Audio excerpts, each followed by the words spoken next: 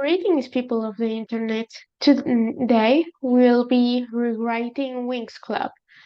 So, as most of you know, there will be a reboot of the show, and there has been a lot of Winx content, maybe too much. Like, the seasons went longer and longer, and the transformations became weaker and weaker. Then we had Fate, which could be a whole video in itself. And now we will get a reboot, and this could be an opportunity to get their shit together because they could like organize the good things of the plot of Winx and make them neat and deliver a good storyline with no plot holes. So yeah, let's do this like in a kind of linear manner and start things from the beginning. So there's Solaria as a kingdom who wanted world domination. How do you get that? Let's make a deal with the ancestral witches.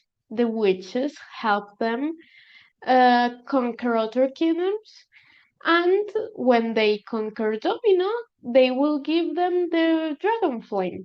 And once the witches get the dragon flame, they can just fuck around in the rest of the universe, and they can stay with their empire of a planet.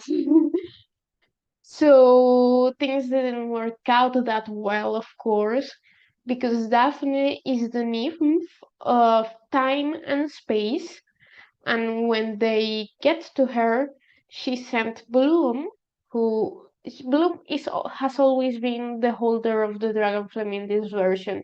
That thing that Daphne had it before, I didn't like that.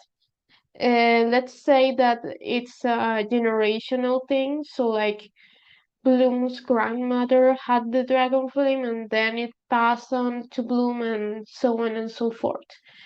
So Daphne sends Bloom to the future and to planet Earth so she can hide and have a safe life. So, and Solaria takes Daphne, kidnaps her, tries to torture her, force her to tell them where she is. It doesn't work, she dies, but as they torture her, they created the Ring of Solaria that basically gives them the Daphne's powers for a limited time, like teletransportation and limited time travel. So the deal with the witches was done because they didn't get the dragon flame, and they start attacking Domina, and that's where Faragonda comes in. Faragonda will be originally like a major knight from Domina, and she survives the massacre. But the only reason she defeated the witches was for the safety of the world and the universe in general. She didn't do it for Solaria. And the thing about Faragonda, because you might be wondering, are you going to still do the thing when Bloom is actually 100 years old? Yes. But the thing is, Faragonda is friends with Bloom's mom, and she is Bloom's fairy godmother. And this is, I wanted to do some lore with fairy godmothers. So basically, fairy godmothers go do an oath to their godchild that they will always be there to protect them until they reach adulthood. So because Bloom was sent into the future as a baby, like she hasn't reached adulthood yet, therefore Faragonda cannot die. Oh no, my video got frozen. Why? Okay. My video got frozen for a while. So basically, planet of Solaria. was formerly known as Primoris, and I thought that having too much planets will be too much, but I still wanted the concept of being a lot of planets. So the Primaris will be Solaria, Heracleon, Nymphea, and Domino, and then it became just Solaria. The planet of Radius will, before it will be known as Esperu, planet of Apollo, who will be named after Stella's little brother, was formerly known as Callisto, and the planet of Serenia is a work in progress for the Solarians. It's composed by Cynics. Is that how you pronounce that? Andros and Melody. Um, the king basically says that if Stella behaves, it will be named after her. If she does not, it will be named after Chimera, which is her step sister. And and yeah, the magic schools are located in Serenia, in an island. So Clock Tower, Althea, and the Red Fountain. And they're like a big university, basically, a big campus university. So yeah, and yeah, let's start with Bloom's life. So at the tender age of 5, let's say, what do you think Bloom's age is in this picture? Blooms goes to a vacation to Ireland, and she finds a cave, and in the cave she finds that the earth fairies are trapped, and the conversations go somewhere along the lines of this. Oh my god, you guys are trapped. I'm going to find my mommy and daddy so you can be free. And the fairies are like, no, humans are bad and hate magic. They will burn you at the stake. And yeah, basically the fairies traumatize Bloom. But they also kind of guide her so she can make sparkles to try to free them. It doesn't work, but Bloom promises the fairies that she will master her powers and free them all. So yeah, years pass by. Bloom is a weeb and a nerd. She, in her room, has a lot of posters of anime and figurines and drawings of mythical creatures and a drawing of Daphne. She's studying runes to try to fulfill her promise. She knows that her powers are like look like fire but aren't really fire because it doesn't burn. It heals actually. So, and she can make little fire figures because she likes to draw. That's something that I criticize about the original series. They completely forget that Bloom is an artist. So basically, her mom is like, why aren't you hanging out with friends? It's the weekend, blah, blah, blah. And she's like, oh, I would be hanging out with friends if they were here. I have lots of online friends, but no one in this small town it's like me, like a weeb, a weirdo. And her mom is like, maybe that's a you problem. You need real friends. You need to go out more and get out of your shell. Like Bloom gets pissed off about that and runs into the forest, and that's where she finds Stella. She was basically going to Earth to do some shopping. And then the troll appears and blah blah blah. Basically the same thing as the original series. The difference is that Stella like kinda summons some guards, so they erase Bloom's parents' memories and tells Bloom that no humans without powers can know about the magical world because it's a violation of the law. And in order to get that, she needs like a permission of something, a permission, some kind of permission. And she tells her that she can help her to get introduced into the magical world and blah blah blah blah. So basically, Stella, what she's doing here, it's out of convenience because if she decides to save a fairy from the dirty, dirty earth, and introduce her to society and all of that. She will look good in the newspaper. And that's her whole objective with Bloom. It's not like generosity. And I might be criticized for this, but I think Stella being mean, it's important because in this original series, it happens like Stella is generous and sometimes mean, and it's kind of like a zigzag. So I understand why Fate kind of wanted to give her a redemption arc. So yeah. So Stella using her princess privilege sends Bloom to Althea because she's also going to attend. As Stella and Chimera are attending Althea under the condition that Solaria will hold off the armies from the planet what was the name of the planet? Serenia, right?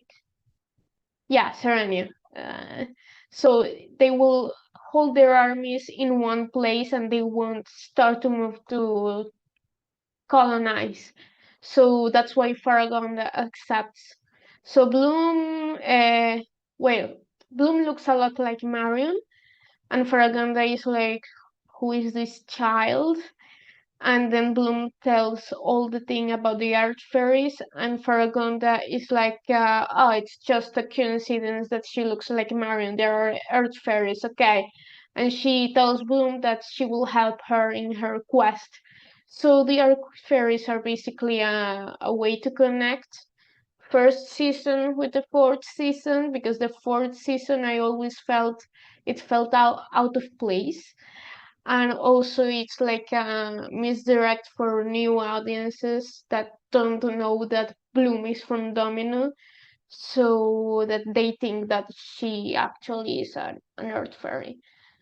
So the relationship between the girls, I decided to go a little bit like they are split at the beginning and then they will get together. So basically, Bloom, when she gets to Althea, she will first befriend Clara, and basically they will recognize each other because they are online friends. So it will be like a little funny. Oh my god, I get to be with one of my online friends. That's cool. So yeah, basically, Flora and Bloom geek out and are nerdy. Aisha and Musa are active and like to do sports and dances and all of that. And they try to balance each other. Aisha and Musa force the nerds to do exercise to develop their magical skills because physical training is beneficial to magical development, and the nerds try to make the jocks. Are they jocks? They try to make the sporty girls read a little about um, fantasy and fanfics. So at first, Tekna and Musa will get along because they will have similar music tastes.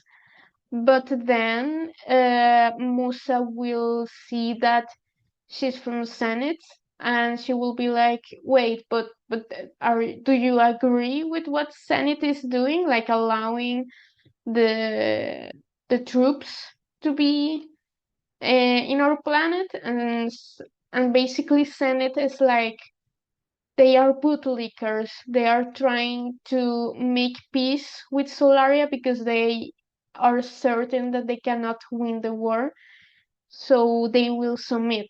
And Tekna has that same mindset.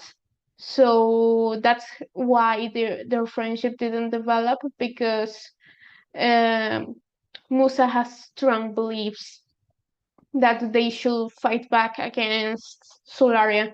And that's why she hates Stella and Chimera, because they benefit directly from the colonizations and the abuse. And she basically blames them for her mother's death, which I will get into. So Aisha, she also hates basically the same as Musa, but a little different because Aisha has princess status and she's like she's ruining my whole plan of do for my future. So it's more like a responsibility for the people. She feels like she has the weight of the future in her shoulders in order to save everyone because she has the princess status. And yeah, Stella and Chimera establish a friendship with Tecna because they see she has the brains, so she can help them with evil shit or whatever. And Tecna establish a friendship with Stella and Chimera because they are princesses and their status can bring her success in the future. But as time goes on, Stella's and Tecna's friendship actually gets strong because they bond over something, which I will get into a moment. So, character aesthetics and arcs. There's Bloom, which I was going to something like natural, but then it progressed sometimes into kawaii fashion and merchandise and so on. So, yeah, something like this. And her arc will be having an existential crisis. So, because the Earth fairies are like in a prison, Paragon starts to wonder how did Bloom end up uh, as a fairy like years later. So she thinks that perhaps one of the fairies decided to be a changeling to basically free themselves from the person in order to try to free the rest of the fairies in hopes that she will regain the memories from her past life. So that's Fargonda's theory. It's a new world, so new rules. She has friends like in real life and doesn't want to fucked up, so she tries to be cautious with what she says.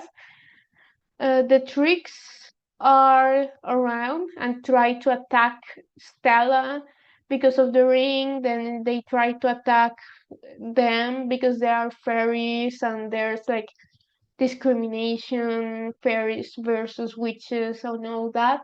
Bloom also questions the system, like why are people discriminating against witches if they are just the same, just one has a pair of wings and the other doesn't.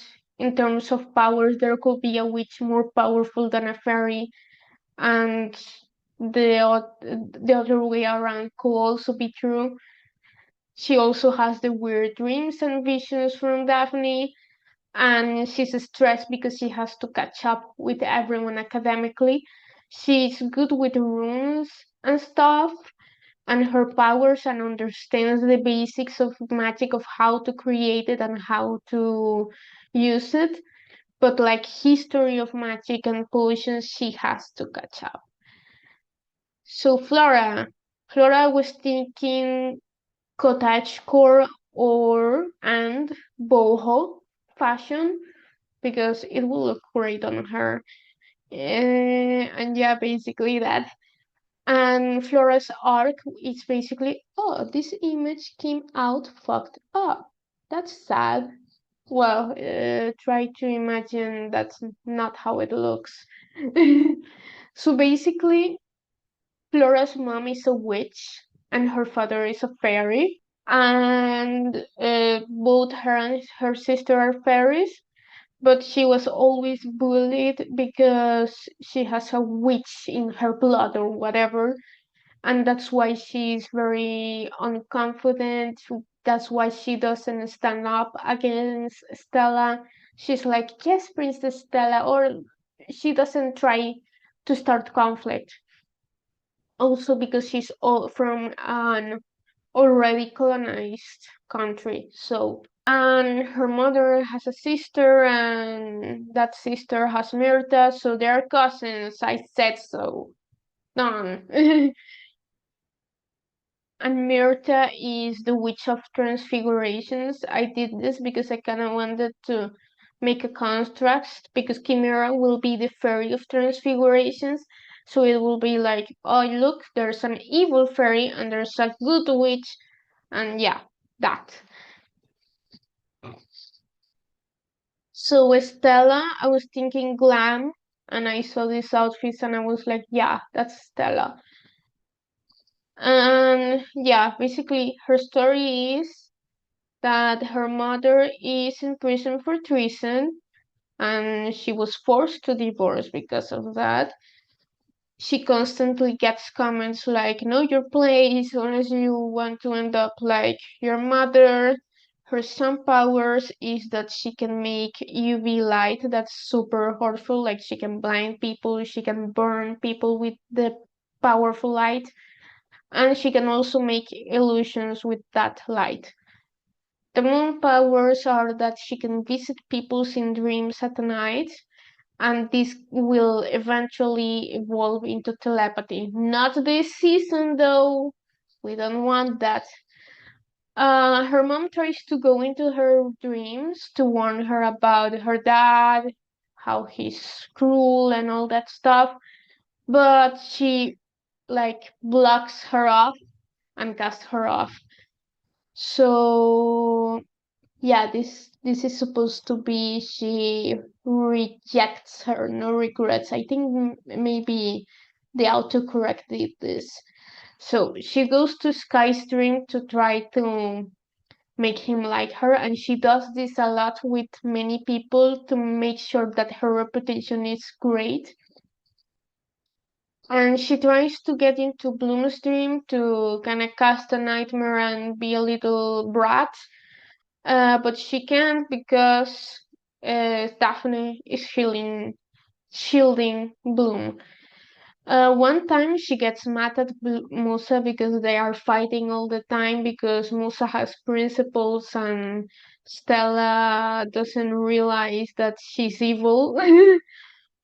She's on the wrong side of the war basically, and but Musa gets a hold of the dream, complete control, and shows her the death of her mom, the reality of war, and yeah, so Musa is vulnerable for a whole day. She starts to question things, and the next night she doesn't have the strength to reject her mother. So her mother shows her even more things that her father has done, and she's even more repulsed and appalled. Musa, I was thinking punk, goth, grunge, it will suit her very well. It will also be beneficial because Stella could make comments like, oh, you look like a witch or whatever, and it will make them fight even more because Stella will be very superficial. So her mom will die at the war against Solaria because Solarians are trying to colonize and stuff. Musa can hear all frequencies, including emotions and ghosts, so she can hear her own mother and she can hear Daphne. So, because she knows how these frequencies sound like, she can imitate people's voices, but she can also make sounds that will make people sad, happy, or terrified. But she isn't able to hear Daphne clearly because Daphne is split. Like she's hunting many places at the very same time. She's shielding Bloom, she's hunting Domino, and she's hunting the prison of Solaria. So that's why she doesn't hear the whole message because we need a justification so she doesn't hear the whole thing and it's a mystery. Aisha, I was thinking sportsy, maybe boho and natural flamboyant in special occasions. I don't know. I'm not really sure. I know definitely sporty is in. And these three outfits, I thought they looked cute and they will fit her, but I don't know.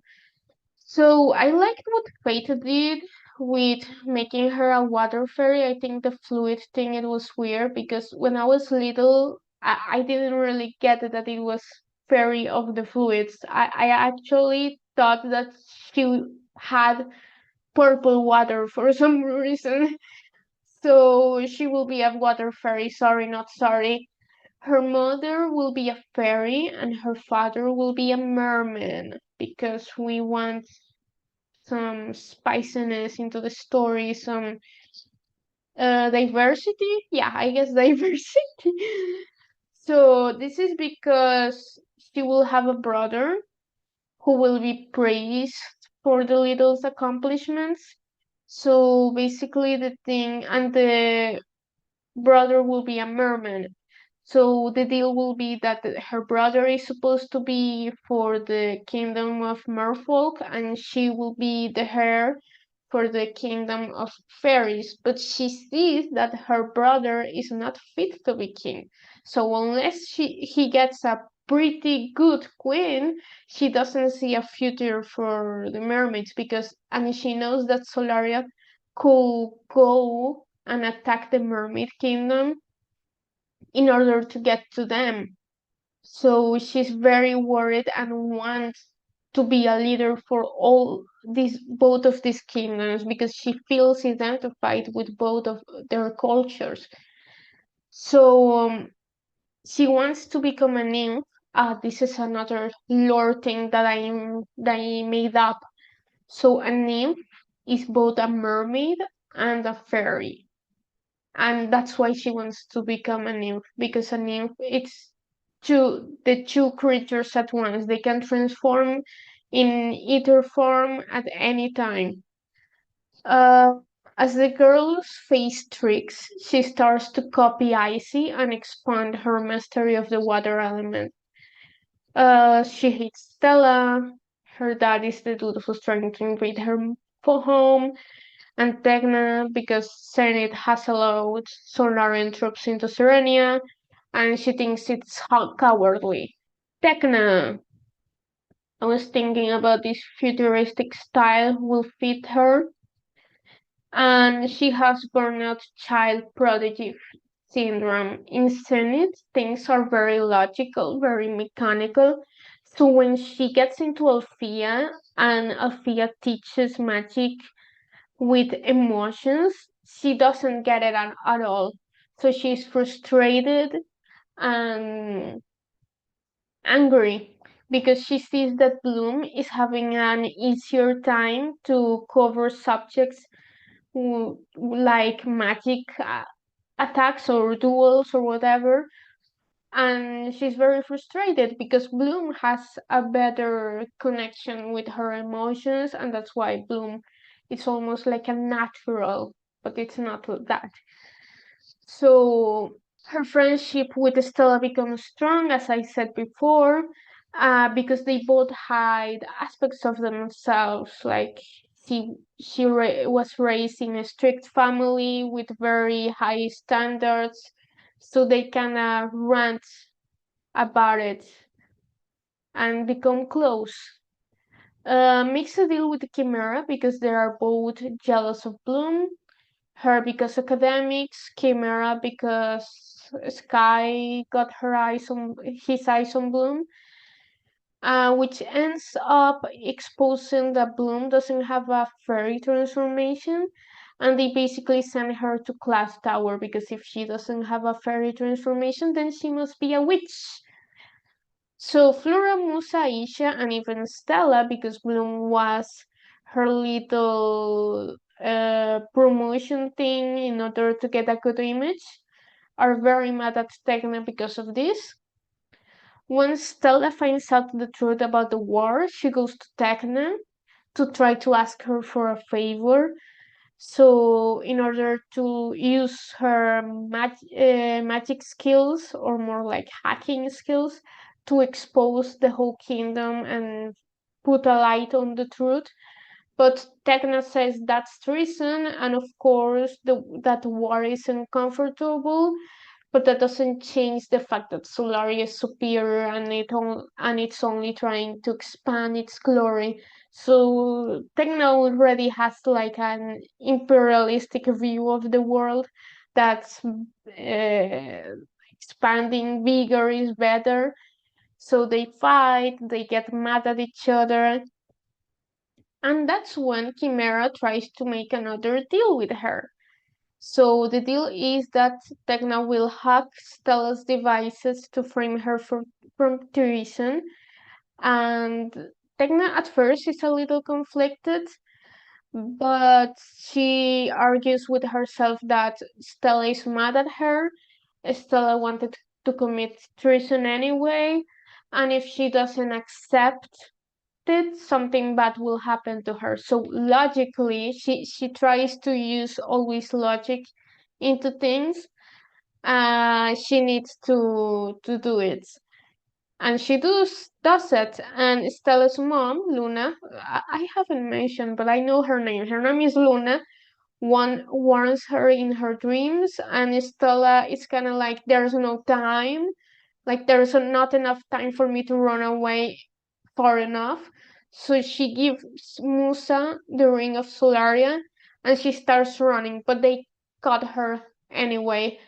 But at least the ring is safe in Musa's hands.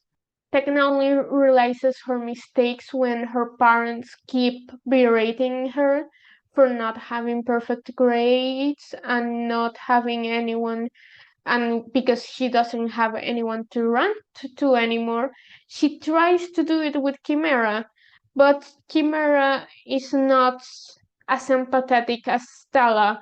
So what she does to comfort her is giving her parents an order to join the military, an order that it's impossible to take back.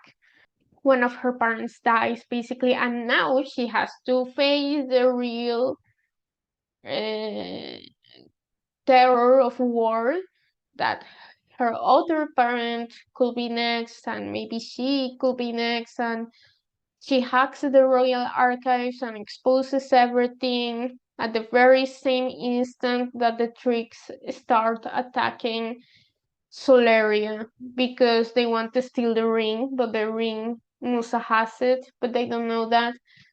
So yeah, the boys, I wanted some diversity because I don't like that they are all specialists. So Sky and Riven are a specialist, but Timmy, I want him to be a fairy. I don't know what power yet, put that in the comments, like suggestions. And what was his name? Helia?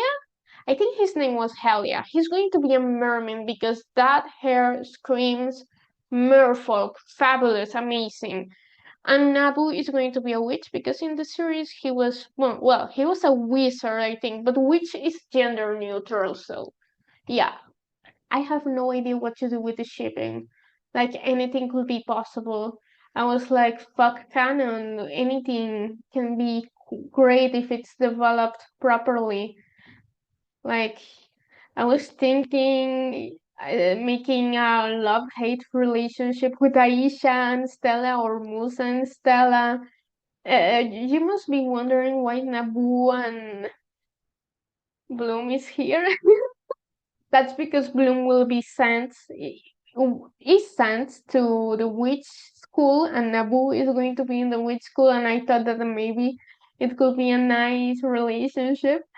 And Helia uh, is an artist like Bloom, so I thought, maybe that could work. But I don't know. I really don't know. I also thought about Tecna being asexual because I don't know, she has either lesbian or asexual lives, or vibes, or maybe both. So the only thing I know is that Sky is a guy who loves attention, that Chimera will basically have the Asper's role, that Stella is actively trying to steal Sky from Chimera because her father likes Sky, so she must have him to have his approval. And Bloom found the whole situation ridiculous and ditched him when she found out the truth. And yeah, in the next chapter, we'll see Bloom in Cloud Tower. I will maybe expand on the tricks attacks on the girls, And I don't know, you can see the first PowerPoint if you like. Basically, Farragonda says, "Please take care of Bloom," and she says, "K," and she's thinking, "Oh my gosh, she's still hot." So yeah, thanks for watching. Make sure to leave a comment. Maybe comment on the shipping. What do you guys think? Should I keep it as the original show or should I mix up things a little?